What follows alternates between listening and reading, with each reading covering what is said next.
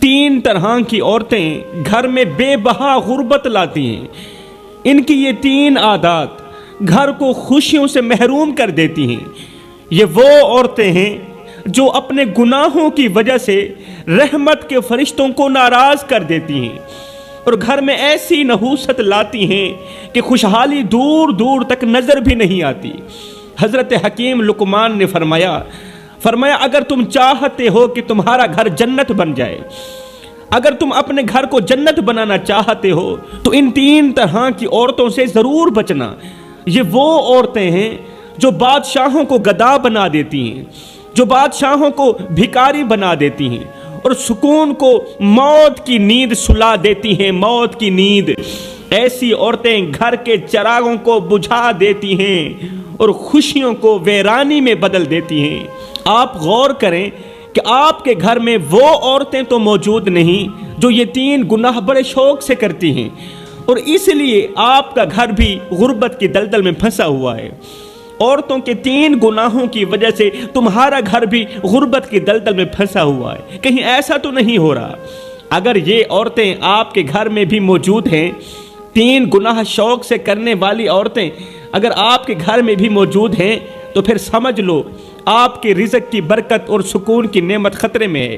रिज़्क़ की बरकत भी खतरे में है, सुकून की घड़ी भी खतरे में है।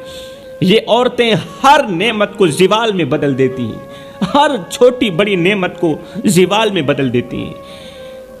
किन की वजह से? तीन गुनाहों की वजह से, और घर को परेशानियों का शिकार बना देती हैं तीन गुनाहों की वजह से। हजरत हकीम लुकमान ने फरमाया ऐसी औरतों से बचना जिनके आमाल तुम्हारे घर की बुनियादों को हिला दें।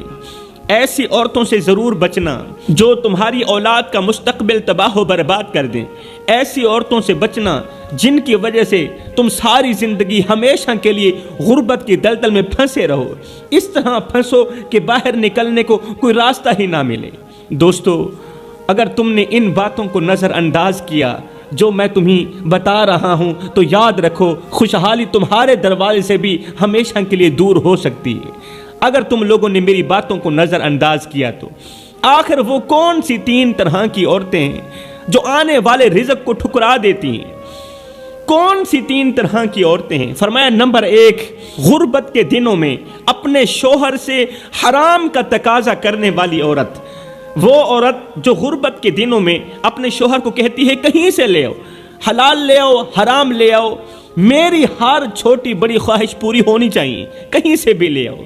यहाँ पर मैं तुम्हें एक दिल दहला देने वाला वाक़या सुनाना ज़रूरी समझूंगा। ये एक ऐसा वाक़या है, इसने लाखों करोड़ों भटके हुए नौजवानों को राह रास्त पर लगा दिया। ये एक ऐसा वाक़या है, लाखों करोड़ों की ज़िंदगी में इनकलाब लाने का ज़रिया बना। आप भी एक बार ज़रूर सुनें। अब जो औरतें अपने शोहरों से हराम का तकाजा करती हैं ना, वो भी दिल के कानों से सुने, और जो गुर्बत में सब्र के साथ अपने शोहर से हलाल का तकाजा करती है वो भी ज़रूर सुने। एक दिन एक बहते हुए दरिया ने करीब के पहाड़ से कहा तुम एक ही जगह पर खड़े रहते हो। बहते हुए दरिया ने करीब के पहाड़ से कहा कि तुम एक ही जगह पर कायम रहते हो, खड़े रहते हो, लेकिन एक मैं हूँ जो हमेशा बहता रहता हूँ, एक मैं हूँ जो हमेशा बहता रहता हूँ। क्या ज़मीन पर कोई ऐसा दिल दहला देने वाला वाक़या रोनुमा हुआ है जो मुझे बहने से रोक दे और तुझे पिघला के रख दे, तुझे रुला के रख दे? मैं बहता रहता हूँ, तू एक ही जगह पर खड़ा रहता है। मुझे बता, क्या ज़मीन पर कोई ऐसा दिल दहला देने वाला वाक़या रोनुमा हुआ है जो मुझे बहने से रोक दे और तेरे पत्थरों को पिघला के रख दे?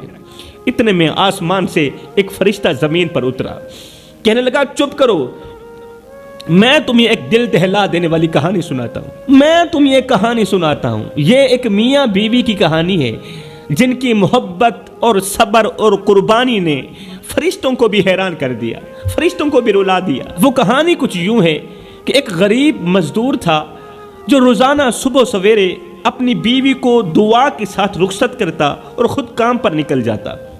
बीवी एक निहायत ही इबादत गुजार और साबिरा औरत थी, लेकिन गुर्बत ने उसके दिल को थोड़ा सख्त कर दिया था।